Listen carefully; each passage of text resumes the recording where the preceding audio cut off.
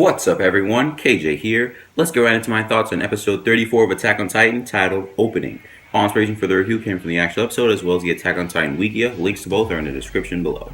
Let's go right into the important things segment. While Erwin and many others are going to the forest, Hange tries to get a horse to go to Connie's hometown, where there was an immobile Titan inside one of the houses there. Like, you know, the one that was just kind of like it was like its head was bigger than the rest of its body, and it was kind of like just laying back like that. And I think it talked to Connie. I'm not entirely sure. I don't remember. I think Moblet, the guy that's always accompanying Hange, decides to go there because he doesn't want her to injure herself more, because like she was all like injured because of the whole thing with the Colossal Titan and stuff. So Erwin and the others split up before entering the forest. Eren wakes up in the forest and sees that he and Ymir are both missing limbs. Raynor did it when he bit into the nape of Eren's Titan. Eren tries to transform, but Ymir stops him because it would be hard to escape Raynor and Bertolt without any ODM gear, you know, the anti-Titan stuff they used to kill Titans. And all four of them are in Titan territory now, so even if they try to escape in their human form, they get eaten by Titans. And if they try to escape in their Titan form, the Titans are going to go after them, so it's kind of hard to escape out of the way. Raynor explains that neither Ymir or Eren could transform right now because their bodies are really expending a lot of energy repairing themselves. Raynor also explains that he and Bertolt are taking Eren and Ymir with them to their hometown. The four of them have to wait in the forest until nightfall so they aren't hunted by the Titans. However, Eren believes that the two traitors will attack him and Ymir while they are both still recovering. Eren decides to get info out of the traitors while his body recovers, and then he wants to try to escape later on. Also, we find out that Raynor has a split personality. One who's a soldier intent on protecting the wall, and another who is a warrior trying to destroy humanity. Well, the bad Raynor, pretty much. And from there on in, it gets heated. Revelations were made, people were screaming at each other, etc. And then the topic of the Beast Titan gets brought up.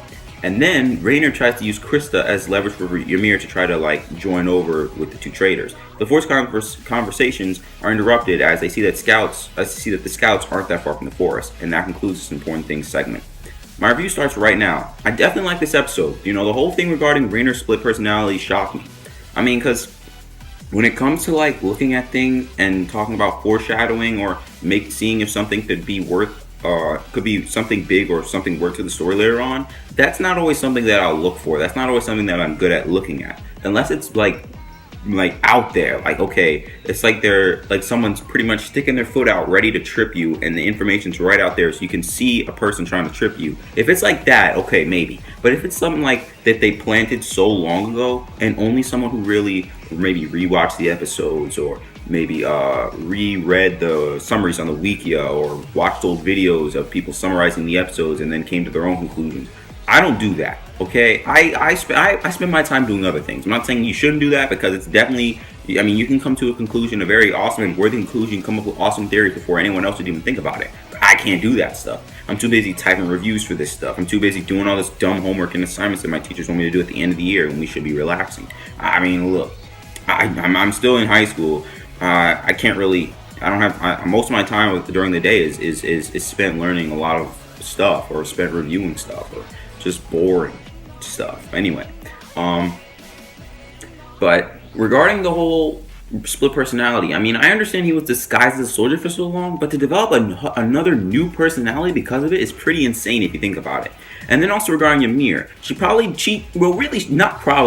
definitely does know way more than what she shows. For example, she may know about humanity's true enemy, and if you think about it, her Titan, if her Titan was in the flashback of Raynor and Bertolt and it ate their friend, I mean, to be honest, we know that Raynor and Bertolt are Titan shifters, and maybe where they were coming from was their hometown. So maybe people from there are Titan shifters, or maybe they're just they got injected with something that made them a Titan shifter. We don't know yet, but I mean, if she must know something if she was that far back in a flashback, because I mean, she has to. It's just obvious. I mean, because she doesn't look like the person that will just be so naive and doesn't know anything. She's the one that really gives advice to a lot of our people. Okay, don't do this, don't do that. Maybe you should think about this. You know what I'm saying? So it makes sense.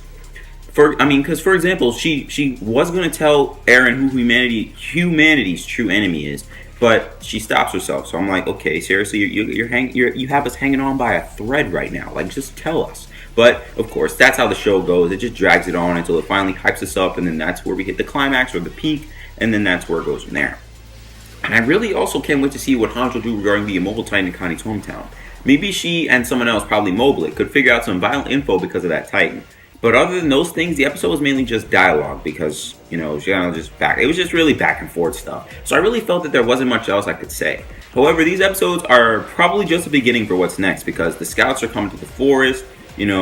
The conversations between the four of them, the four Titan shifters in the forest, are getting pretty heated. So I really want to know what's going to happen next because, like I said before, well, I haven't said this. I might not have said this in a while, but I don't read the manga for Attack on Titan. I only read the timeline as well as like the summaries of the manga. I don't actually read it. Because like I said before, these episodes that they're showing right now are just beginning, especially because we don't know if the four will escape the forest without any trouble or run into the scouts along the way, or maybe they'll get attacked by Titans. We don't know. Either way, I definitely want to see what will happen in the next episode. That concludes this review. Thanks for watching, and I hope you enjoyed this video. What do you think of this episode of Attack on Titan? Do you think the scouts will intercept the four Titan shifters? Not just the four. The four Titan shifters? Do you believe Ymir knows more than she lets on? How will the four Titan shifters escape the forest? What will Hange find out from the Titan in Connie's hometown? Who do you think is the true enemy of humanity in Attack on Titan, of course? If you have any questions, theories, thoughts, suggestions, comments, or concerns, please let me know about them in the comments down below. All that being said, until next time, I'll see y'all later.